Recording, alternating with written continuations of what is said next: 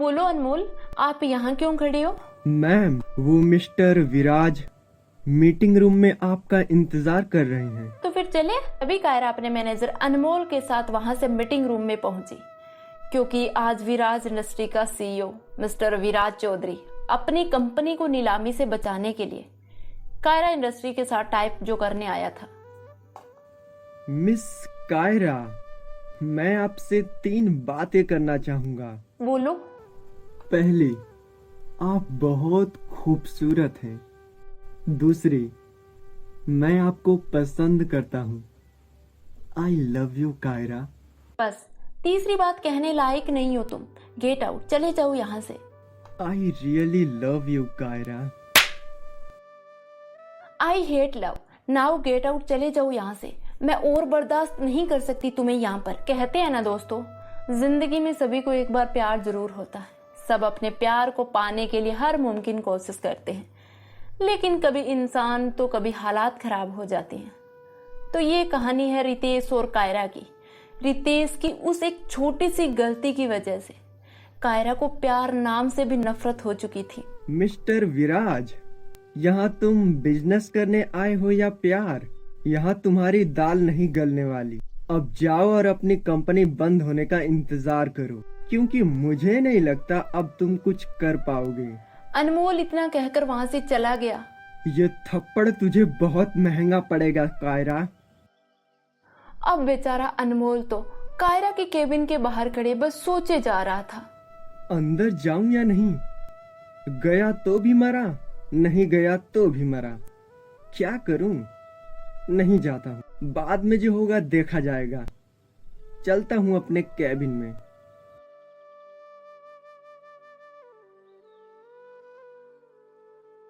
आज रितेश के चेहरे पर गुस्सा और परेशानी साफ नजर आ रहे थे, क्योंकि पिछले 6 मंथ से कंटिन्यूअसली कंपनी जो लॉस में चल रही थी। अपने मैनेजर आयुष मेहरा से कहा, इतना कर्ज कैसे? जवाब दो आयुष। सर, ये तो नहीं पता, लेकिन अगर हमने कायरा इंडस्ट्री के साथ डील साइन कर ली तो हम फिर से उभर सकते हैं, वरना हमारी कंपनी की नीलामी होने से कोई नहीं बचा सकता। ठीक है, कल ही उनके साथ हमारी मीटिंग फिक्स करो। जी सर। अब अगले दिन रितेश मीटिंग रूम में कायरा के आने का इंतजार कर रहा था। तभी कायरा ने एंट्री की। रितेश तो बेचारा कुछ बोल ही नहीं पा रहा था, मानो कायरा को वर्षों बाद यहाँ देखकर वो हैरान हो रहा हो। उधर कायरा ने भी रितेश को देखकर कोई रिएक्ट नहीं किया। क्या ये मुझे भूल गई? हाँ, भूल ही गई होगी, ऐसी ही तो है ये। उधर अनमोल ने डील्स के बारे में बताना शुरू किया। सर, ये प्रोजेक्ट आज से 2 साल पुराना है। रहने दो, हम ऐसे लोगों के साथ डील साइन नहीं करना चाहते जो सच दिखते हुए भी सच को झूठ मान ले। अनमोल, डील कैंसिल कर दो। फाइनली 2 दिन बाद आज रितेश इंडस्ट्री की नीलामी थी। 500 करोड़ 1, 500 करोड़ 2, 1000 करोड़ 1, 1000 करोड़ 2।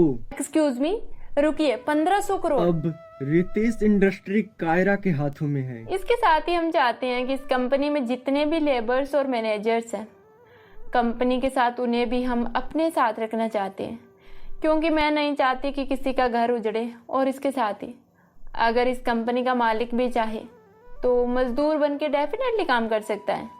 कायरा तो इतना कहकर वहां से चली गई तो सब कायरा को शौक नजरों से देखने लगे। अब अनमोल ने सब फॉर्मेलिटी पूरी कर ली और अब रितेश, जो उस कंपनी का मालिक था, वो एक मजदूर की तरह काम करेगा, ये भी तय हो चुका था। सिर्फ 2 सालों में तुमने कंपनी को नीलाम तक कर दिया। रितेश, ये उम्मीद नहीं थी हमें तुमसे। तुम इतने लापरवाह कैसे हो सकते हो? तुमने तो हमेशा सही फैसले लिए थे अपने जिंदगी में, फिर ये सब क्या है? तो दोस्तों, ये है रितेश के मॉम डैड, मिस्टर सुजैन जी और रिधि जी। रितेश के पिता एक बहुत बड़े बिजनेसमैन थे, पर अब उनके हाथ में कुछ नहीं बचा, क्योंकि रितेश के उस एक गलत फैसले की वजह से सब कुछ मिट्टी में मिल गया। पर पापा, मैं तुम्हारी कोई मदद नहीं कर सकता। तुम अपनी जिंदगी अपने आप काटो। हमने हमेशा तुम्हारा साथ दिया है, लेकिन अब और नहीं। चले जाओ मेरे घर से। पर पापा, देखो रितेश, 2 साल पहले जो हुआ उसमें हम तुम्हारे साथ थे। हमें ये भी पता था कि तुम गलत फैसला कर रहे हो। आज ये दिन नहीं देखने पड़ते, फिर भी हमने कुछ नहीं कहा और तुमने अपने दोस्तों की बातों में आकर अपना सब कुछ खो दिया। हम अपनी एक कंपनी पहले ही गंवा चुके, दूसरी नहीं गंवाना चाहते। अब आगे का सफर तुम्हें अकेले तय करना है। मैं नहीं जानता तुम क्या करोगे, कहाँ रहोगे, लेकिन मेरे घर में अब तुम्हारे लिए कोई जगह नहीं है। रिधि जी ने कुछ कहना चाहा तो सुजैन जी ने उन्हें पहले ही रोक दिया और अपना फैसला सुनाकर वो वहां से चले गए। बेटा, मैं तेरे पापा से बात करती हूँ, तुम कहीं मत जा प्लीज बेटा। उन्होंने ये सब तो तुझे गुस्से से कह दिया होगा। नहीं माँ, पापा जो कह रहे हैं सही तो है। मैंने उनकी मेहनत से खड़ी करी हुई कंपनी को कुछ ही दिनों में बर्बाद कर दी।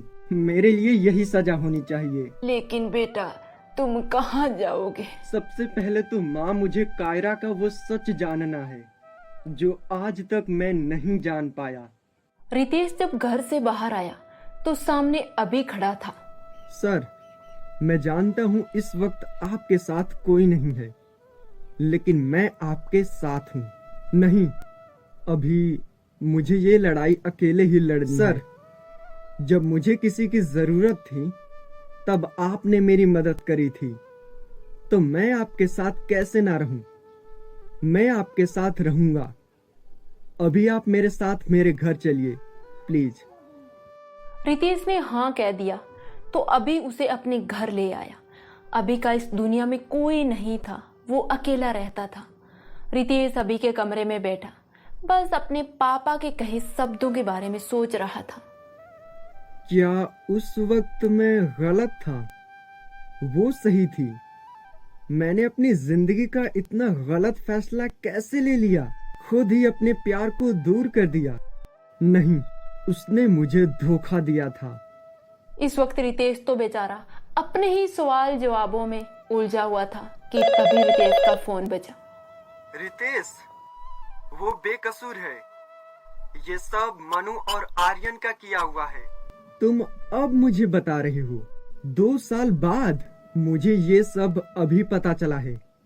रितेश ने हर्ष की बात सुने बिना ही फोन कट कर दिया और सोफे पर मुंह लटकाकर बैठ गया और खुद में ही बड़बड़ाने लगा। वो मुझे चीख चीख कर कह रही थी कि उसने कुछ नहीं किया, ये सब साजिश है, लेकिन मैंने उसकी एक भी नहीं सुनी।